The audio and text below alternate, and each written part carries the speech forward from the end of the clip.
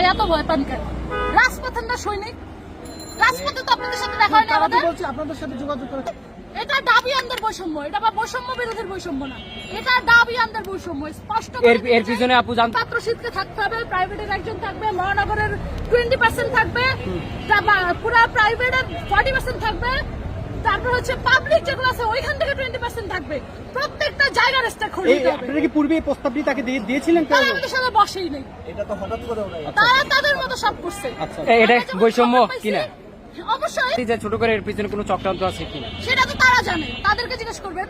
দাবিয়ান যারা এইসব গেম খেলছে তাদেরকে জিজ্ঞেস করবেন তাদের চক্রান্তকে। ভিতরে এখনো বসে আসতে তারা পারতো না বের হয়ে আমাদের সাথে কথা বলার, তারা পারতো না আমাদেরকে ডেকে ভিতরে নেওয়ার, তারা ভিতরে সুন্দর করে চতুর্দিকে ব্যারিকেড দিয়ে বসে থাকে। মিথ্যা কথা।